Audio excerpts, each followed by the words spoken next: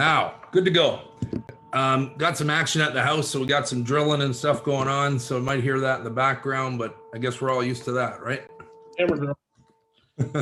So today, guys, got John Tenbrink with me, which is a client of ours over the last couple of years. A guy who has, just been killing it, implementing everything that we've talked about from day one. So, why I wanted to bring John on, we were, having our conversation this morning, and I'll get John to introduce himself better in a moment, but, we're having a session together this morning and talking about business, and I'm just kind of blown away at everything that, he's implemented over the course of time, the refinements that he's working on, the acquisition machine that's in place, everything that I talk about on these lives week after week after week.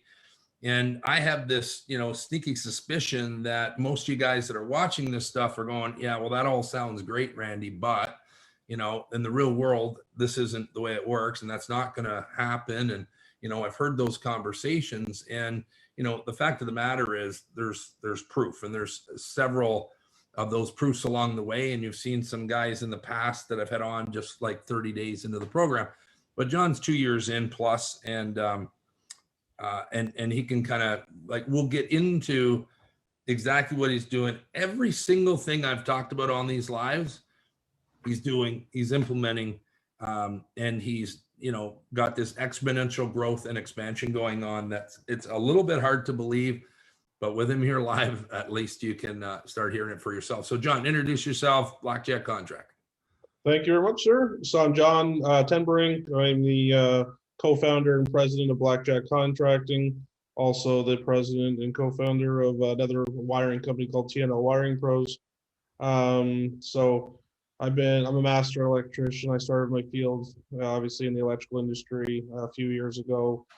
Got into general contracting by mistake, kind of a bet, I'll show you type situation. And it wasn't too far after that I met you. I think it was about 6 months later that we met you.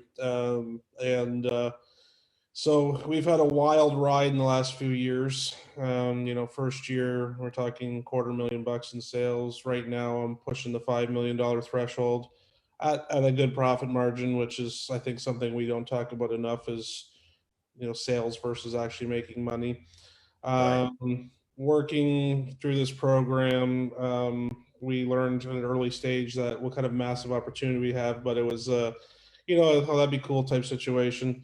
The biggest changes, have happened through a massive shift in mindset. So, now the goal is a Canada-wide expansion, and we're already starting the process, and it's been a lot of fun, and I look forward to where it's going. Don't get me wrong, it's a lot of work. So everything that Randy said there, it's, as he's telling you all this stuff and all these ideas, it's not because it just happened to because I heard it. It's because we went straight to work on it. Right. And it's been an obsession ever since. Right? And we got a long way to go. We're not even close, but we're seeing massive success and continue the ride.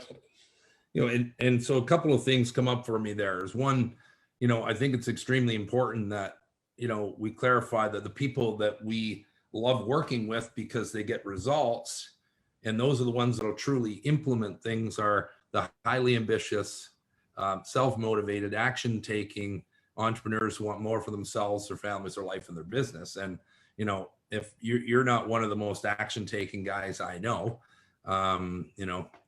that's a bit of an understatement.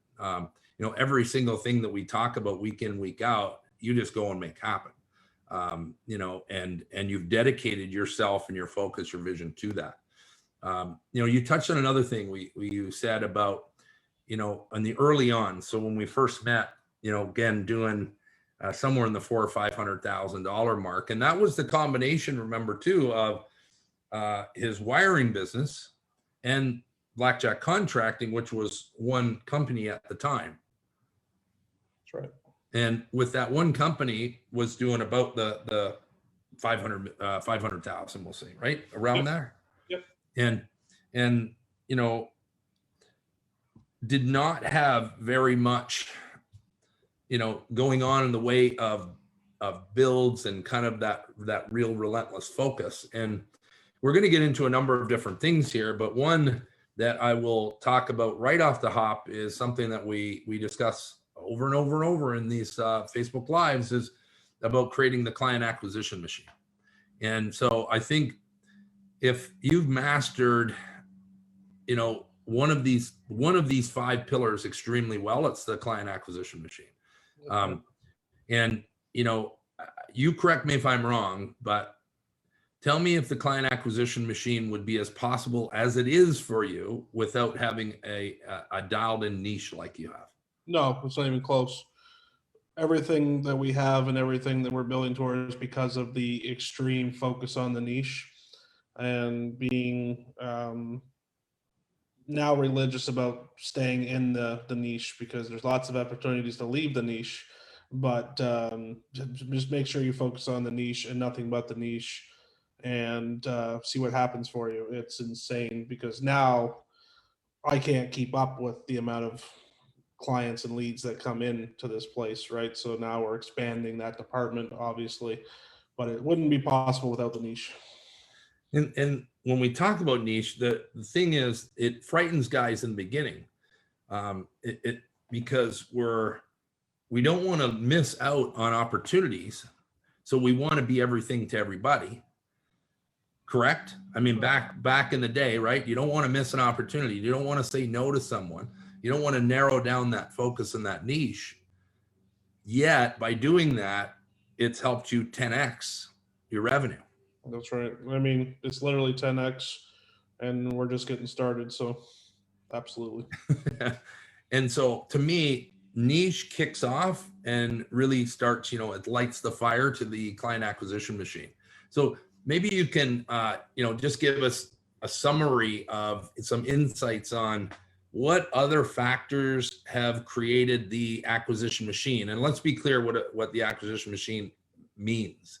It's consistent and predictable leads coming in, and I mean consistent and predictable, and then being able to close them at a fairly highly effective rate and increasing that effectiveness on a constant basis at higher and higher prices.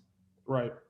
Every friggin' one of those things you've got dialed in. So, talk about that a little bit. So, I mean, once you figure out the niche, you need to put yourself into the niche's world, right? So first thing I did was, make friends with real estate agents, which then led you down to the road of networking groups and all that stuff. So for people that don't know who we are a real estate investor contracting company. So I stopped calling ourselves general contractors, because we're not general contractors. We're strictly, so now our vehicles are being wrapped with real estate investing contracting services, and that's all we do. So when you think about that, all of a sudden now, okay, you got networking events, you have Facebook groups, you have influencer in the business like real estate coaches, you have mortgage brokers, you have insurance agents, and all you have to do is put yourself in front of them, sponsor them, do podcasts. So my marketing cost compared to revenue is extremely low. And right now it's even tough because COVID's here, so we're not even doing the live events yet. We've seen a 100% growth from 2020 to 2021 in a pandemic, right? So not to mention that we're in a recession-proof business, because my customers buy when the market sucks and my customers buy when the market's hot.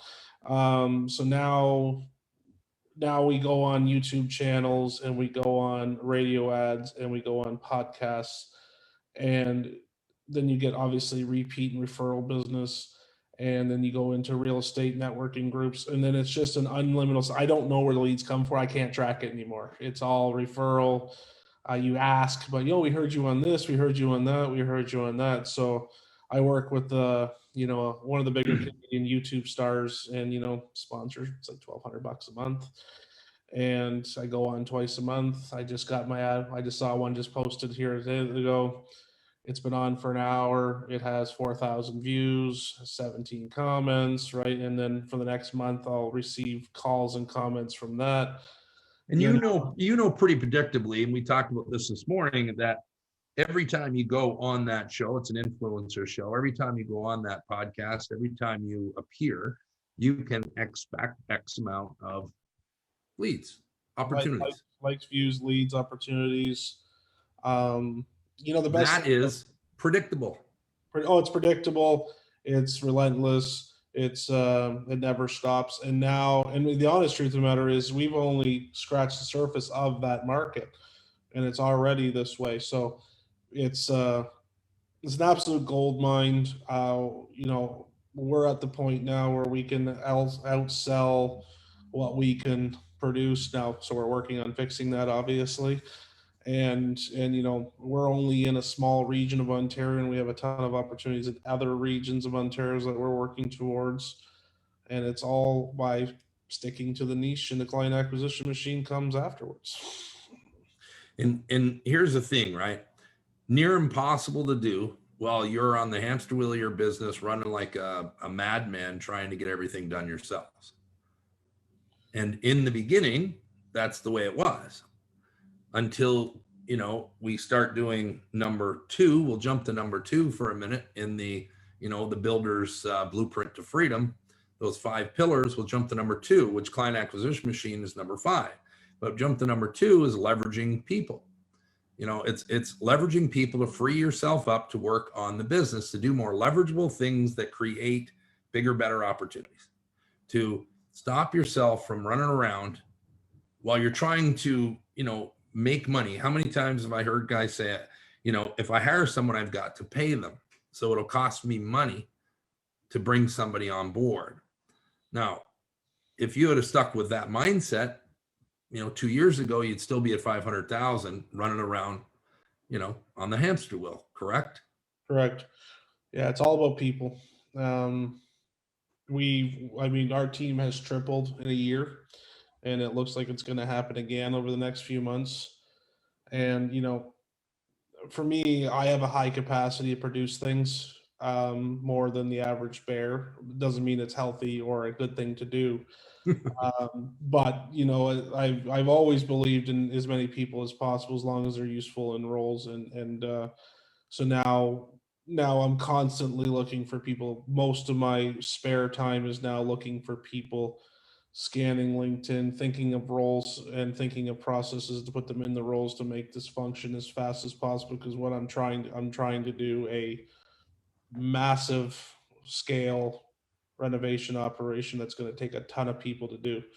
And if you don't work on the people, and I don't understand. I've never understood the afraid to spend thing. Especially like, I have to hire so many people. Well, that means you can double what you can bring in, right? So you can't be afraid, and that's what I think a lot of people fail in the business, is they're afraid. Well, I think part of that, John, is that we're not sure when we do bring people on. We're not sure what to do. And I know you and I had these discussions early on too. It's like, well, what do I focus on? What if I am freed up of the things that I'm so comfortable doing? Because the truth of the matter is, we end up keeping ourselves busy being comfortable doing what feels good and right and doesn't stretch us too much. And when we get that free time, we kind of wonder, what the fuck am I going to do with myself, my time, and how do I get this? How do I create this? How do I use this often? How do I get this formula to dial my business in so I can, get that? And so, kind of knowing that formula and getting the steps and being,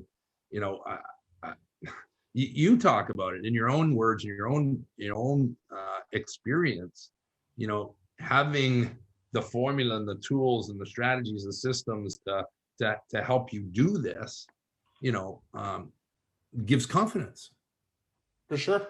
And I mean, every position that I offload off myself um, ends up increasing the revenue of the company, and the profit margin. And I'm still, every time you can offload something, that's another task that you could be tackling that you can't be tackling right now. And then you see massive momentum and massive progress in your business and processes and marketing, getting yourself out there, content. Every spare hour that you can free up in your day just is another step that your business is going to grow. So, as I said before, we've doubled our staff over the last 2 years, and we've also doubled our revenue and way more in our profit margin. That's a different conversation for a different day. But so without the people to do it, you're going to be doing the basic hands-on tasks that you can hire for.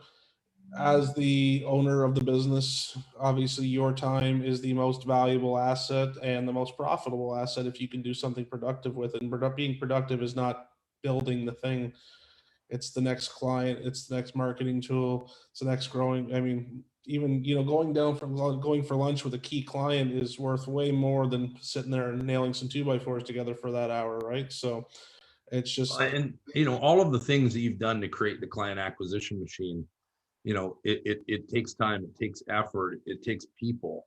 You have an inside marketing guy that's focused on video and content, and just that piece alone. And I know that you've said this in your own words before, that that's probably the biggest driver for your growth at the end of the day, is your content, is your content creation, which one sets you up as being the expert.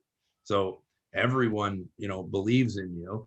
You can then charge, because of that, the highest in the industry, or at least the top tier of of what's acceptable from any investor.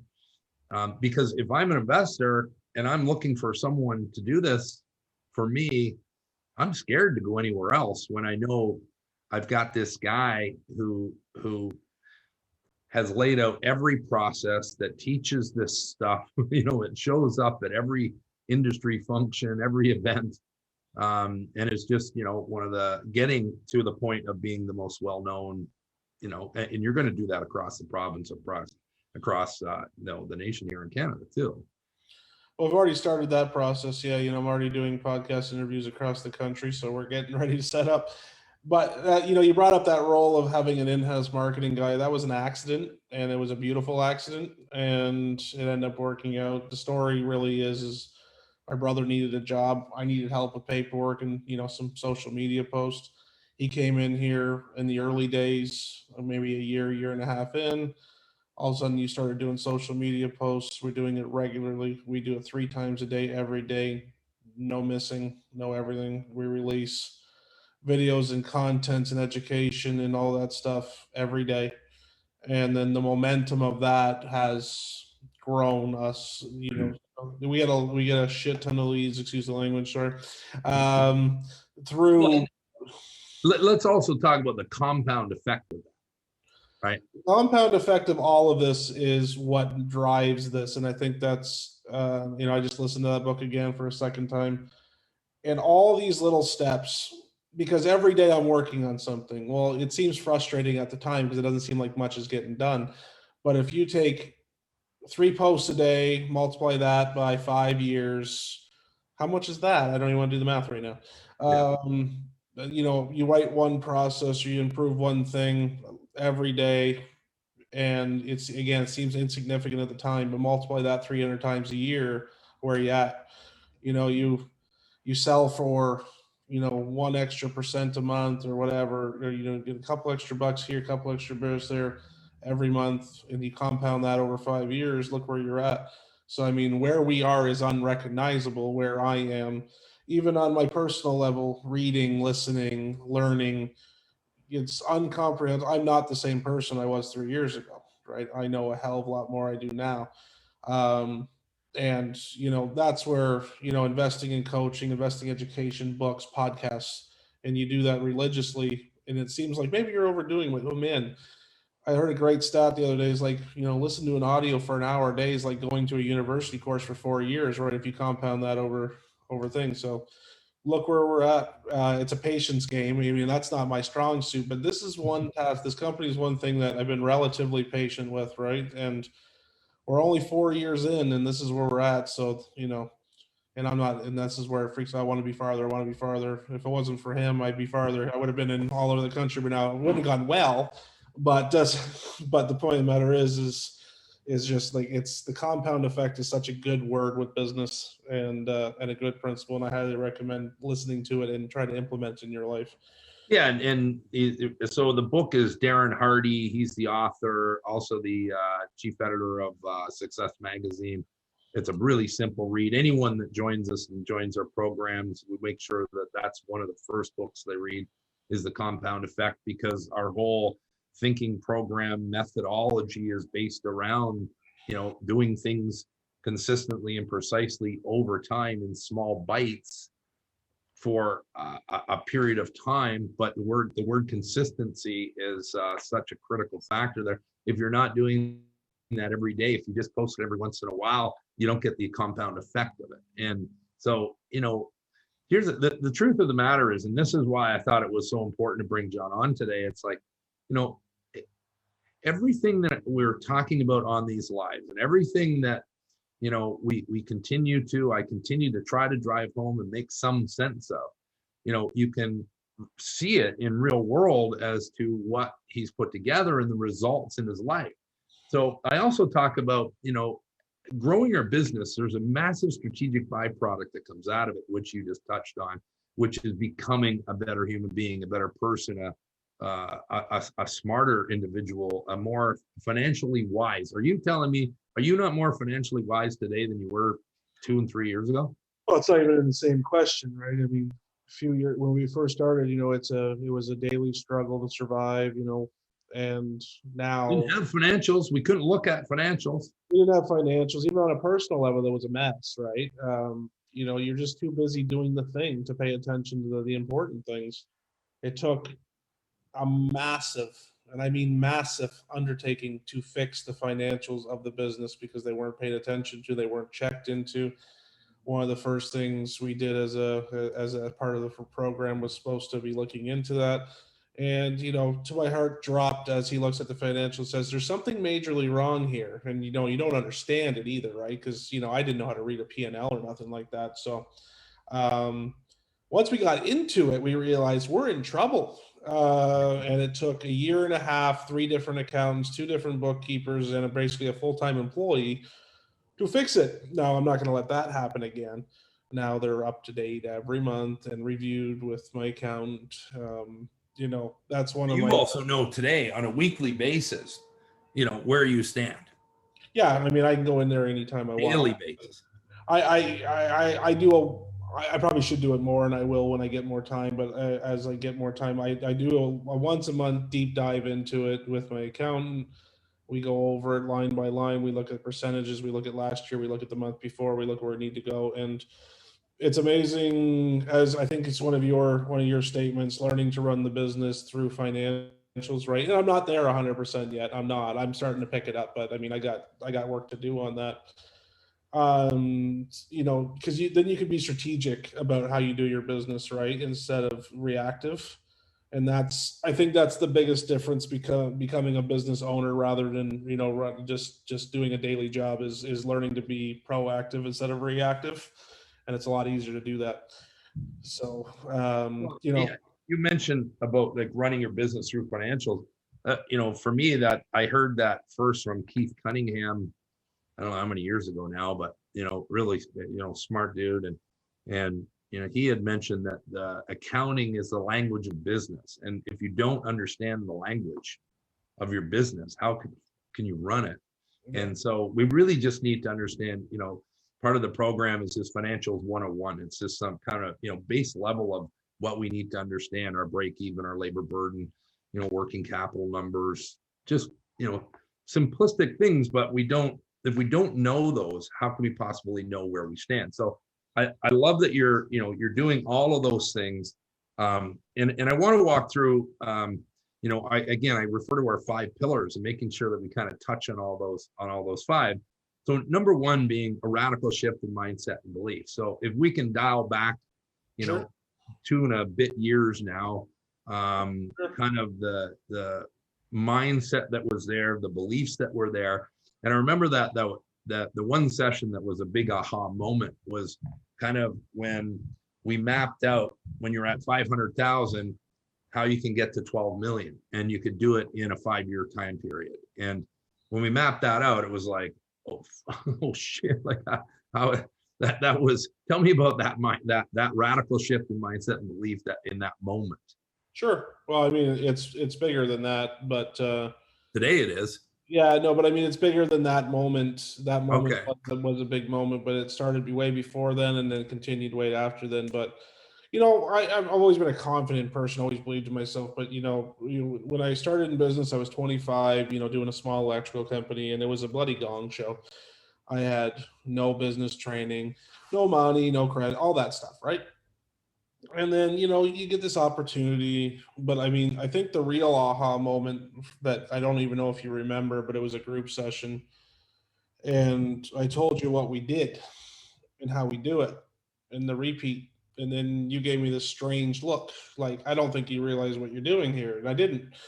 Right? So once we got past that part where you realized, oh shit, we are doing something pretty cool because it's pretty unique and extremely repeatable, because every Mm. bloody thing we do is pretty much the same. It's the same people, same tools, same materials, same equipment, same thing. It's literally a process. Yeah, the trim, the cabinets, the paint, the All the same. flooring, the All the same. And so once you showed me that, and then we got to that moment, and I remember, it was a group. So one of the first group sessions you did the FU money, and mine was $5 million, thinking that not a chance in hell I'll get this anyways, and I'm thinking $5 million. Yeah, so that's not the same anymore.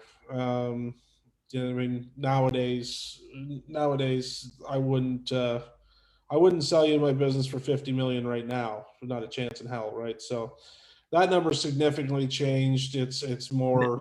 now. Why wouldn't you? I just want people to know why you wouldn't sell for 50 million today.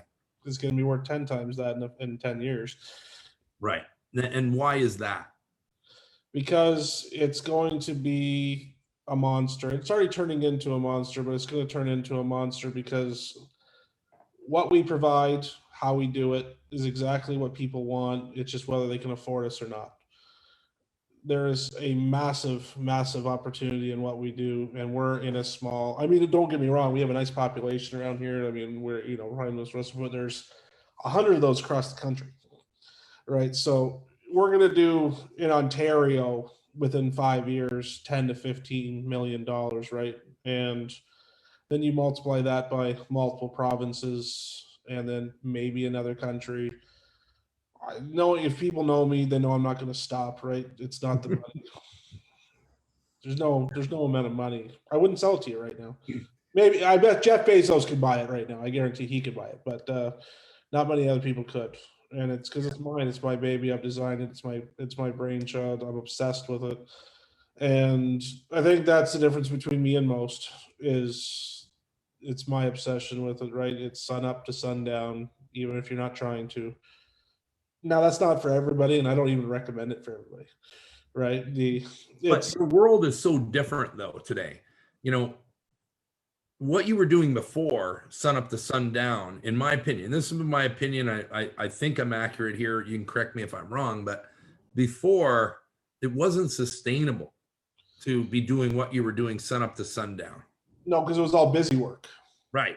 Nuts, crazy, frustration, issues, challenge, like constantly. Now, it's not that there isn't challenges and issues and frustration today, but it's in a No, much more like, look at you right now. You're relaxed.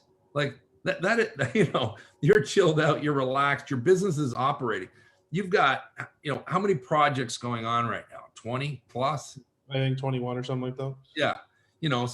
So that are all happening, are all multiple people in multiple locations with multiple subs going on and a big team, and all of it's happening without you having to be dialed into the day-to-day of that because of what you set up. Now that's a whole lot more fun working sun up to sundown, building this, as opposed to running like a friggin' madman on a hamster wheel to hell. Yeah, It's yeah, very, very difficult.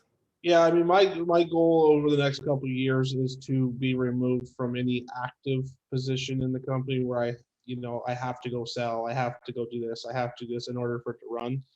And teacher might happen faster than that. But like right now, adding salespeople, adding estimators, adding more construction, adding more management, right? And it's all roles so that I can keep growing it, and they're all doing the work. I mean, it's happening right now. I got 20 some odd employees doing their thing right now, right? And so And multiply that out with how many, trades on these projects too, oh right? yeah, Like, yeah. There's a lot going on. It's a very, I mean, if you actually sit there and think of the crap that's going on a daily basis on your own site, it's insane. yeah, the You logistics. every once once a month you can sit there and reflect on what's going on around here and realize how hell did this happen, right? But and then you think about, no, we did a lot of work to get it here, right? It's been fun, it's been trying, it's challenging, but I mean, I wake up excited every day. You know what I mean? You I go do. to bed. I mean, I got lots of challenges. I get lots of frustrations.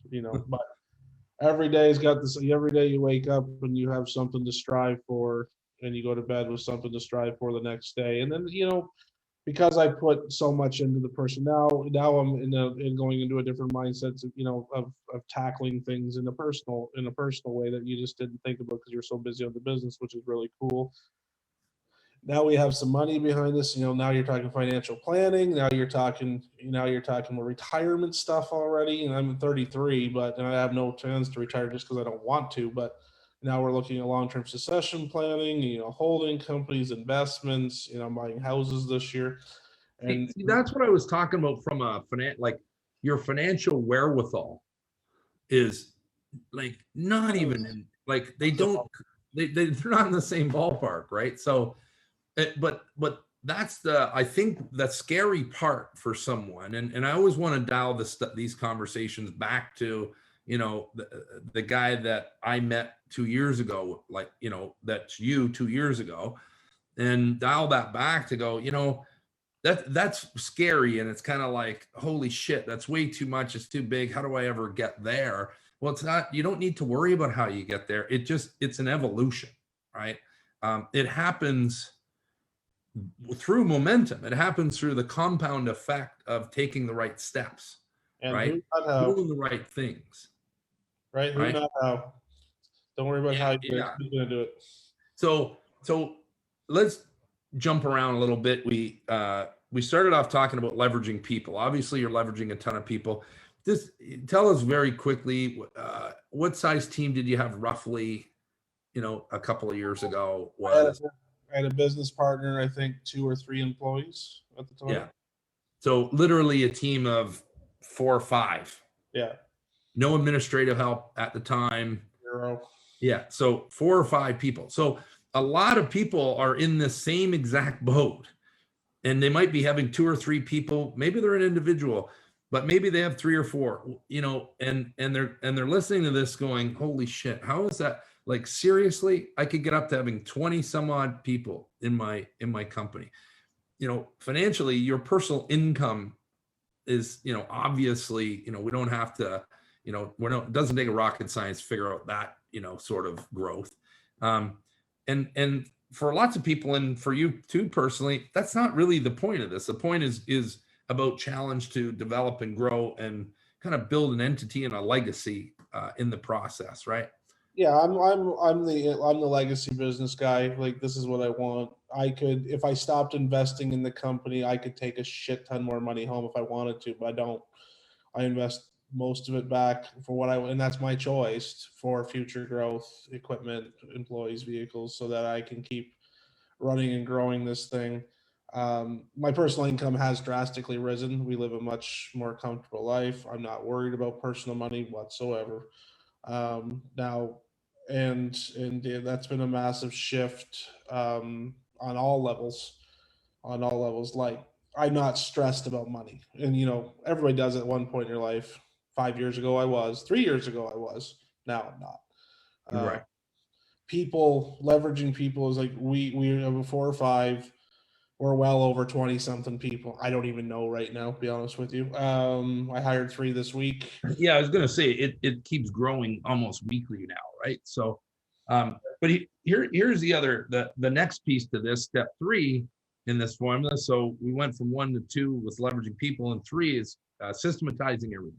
So you can leverage people, you can put a lot of people in place, but if you're not systematizing, as you know now, the nightmare that you would have with this amount of people would be horrendous. Now, You also could not possibly be expanding into other regions. You can't go from one location geographically to two to three, and then literally with this vision go across the country without systematizing everything. And so, you know, again, I talk about this stuff on the live all the time, and it all sounds like, yeah, sure. How is that possible? What's the real world scenario?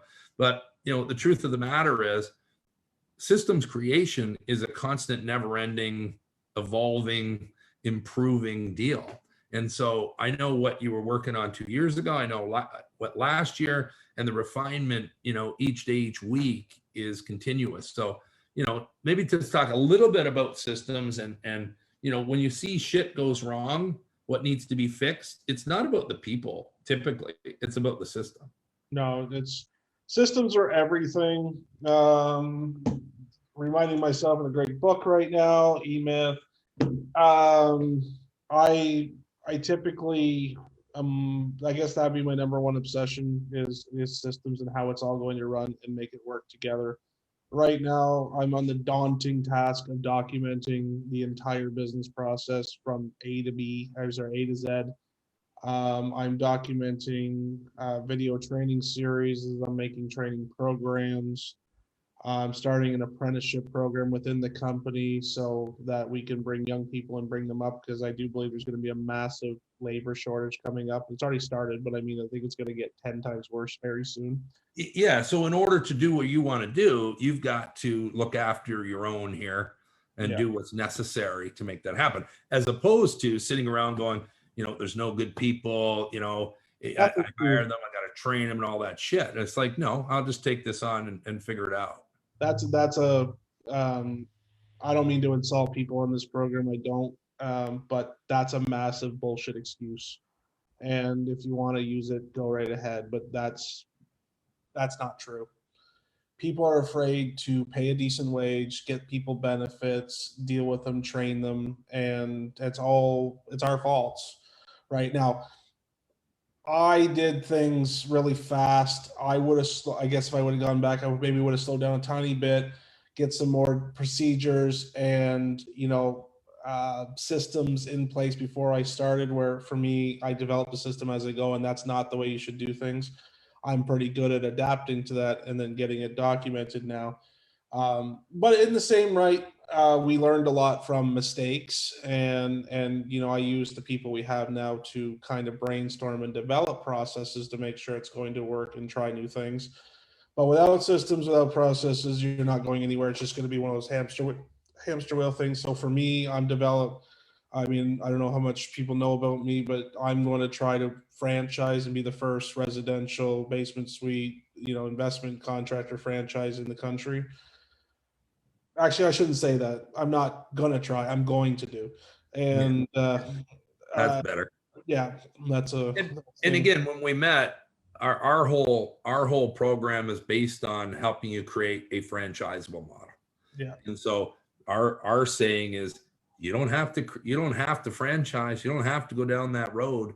But you're the second client in 2 years that's actually literally stepping into a franchise. And you've got your first one, not an official franchise, but you got your first next location, geographical location, and you're building the model out for it currently. So you're well underway with your first franchise setup. Now, in order to do that, it's needing that business in a box. It's being able to hand over the SOPs, hand over the structure. This is how we do everything we do.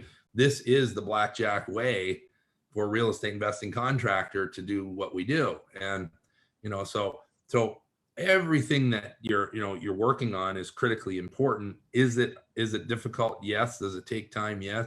Are you eating the elephant one bite at a time? Maybe 2 bites. Maybe two. Maybe you, in your case, about 6 or 8. But and not many guys can actually do that. But and now here's the thing too. As you build out a team, you get this sort of leverage with your resources. You can start taking a few more bites, right? Because you start to get some help, and so this is why it becomes, the compound effect becomes exponential. Right? And there's no other way to talk about it than that. So again, but this is probably one of our more important lives that we're doing to, really help guys understand that, this is possible. People are doing it. There are franchises that are being created from the program that we have running and working today, doing exactly what we do, and moving forward with that systematizing of everything. And now you had mentioned that you wished in a way that you had slowed down just slightly so that you had to put some more procedures in place prior to. I'm always trying to slow you down a little bit to be able to speed up, but the truth of the matter is, to some degree, you almost have to go through some of that stuff to realize what's important and what's needed and what's, where the issues lie, so that you can build the right system for it, right? So, even if you had done that, I think you would have found you just have to work on more improvement. And so I think there's at the end of the day, which one's first? I think you just got to keep moving.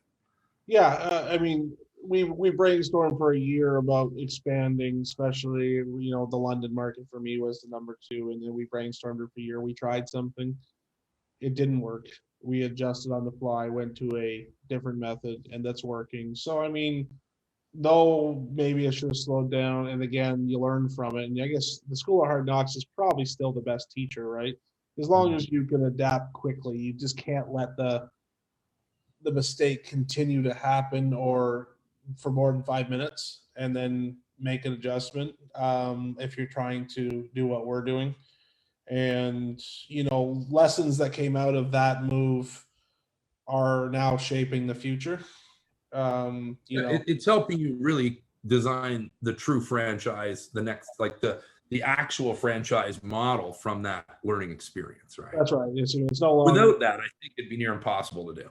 Yeah, I was trying to do something like run a centralized company and have just divisions out of the thing. You realize quickly that just the amount of people that would take to do that is almost, I'm going to say, unmanageable, to the point where now we're going to design it to franchise it where it can be run by other people, where it's not all on us.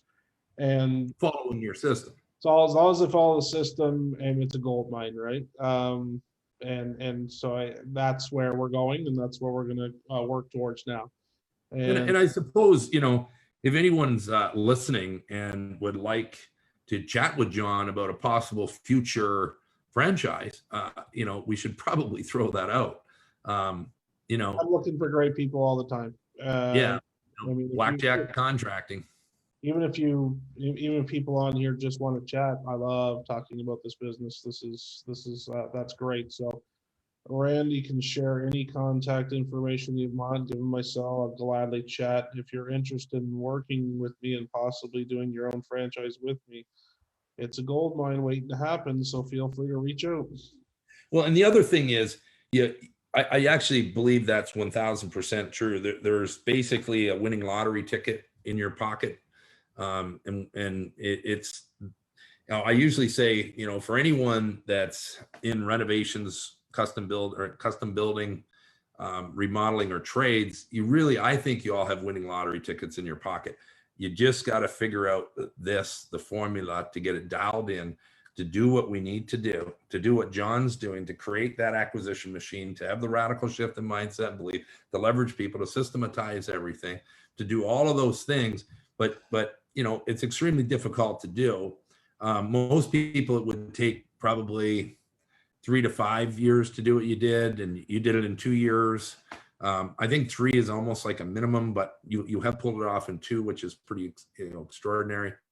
But the thing is, you can also jump aboard a franchise like that and get the business in the buck, get all the system, save yourself a whole bunch of headaches, time, and effort to do that, and make your life a whole lot simpler following the system that's laid out, instead of having to create the system yourself, right?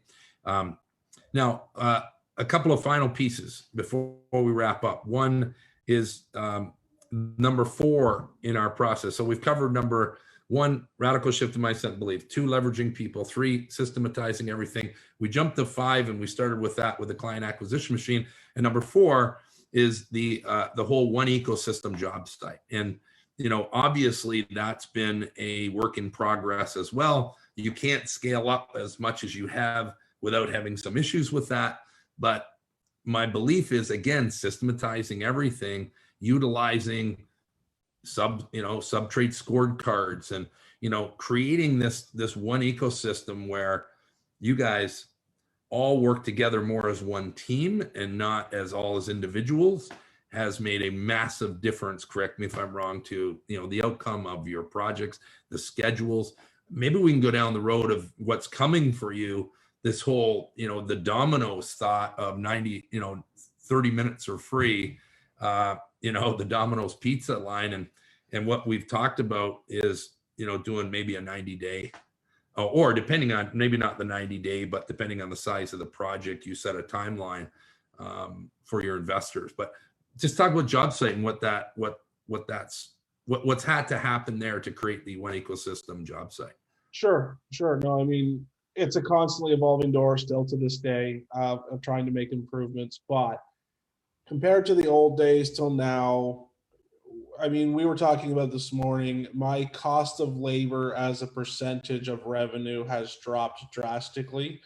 We're getting a lot more done for less time and money by a landslide. We're doing twice the revenue with the same amount of labor, which is internal labor, which is just fascinating. I've obsessed, so my main market is a duplex conversion for people who want to know. So it's a freaking similar thing. There's some nuances. Each house are different, but I could right now, if I had more time, I could spit off every single order and every single step to a duplex converter. It's my baby of design. I'm going to write a book about it. And which is part of the client acquisition machine. That's right. The continued part.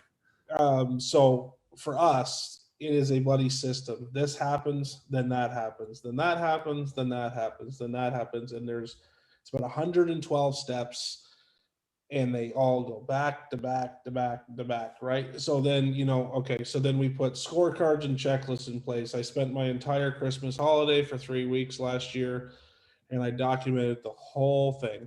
Scorecards and checklists. Now I'm working on digitizing them. They're responsible to project managers. Working on employee scorecards off of those systems, subcontractor scorecards off those systems, project manager scorecards off that system. I got a long way to go. Don't get me wrong. I'm not, you get the point. But it's all, every step and every improvement we make, we'll try something, it might fail. Okay, we do something else. What's going to work better, right? Right now with COVID times, things are extremely challenging. Everybody in this room would know that. What's better for material deliveries? Do we have them delivered to the shop and each guy brings out their own stuff? Do we have certain things delivered?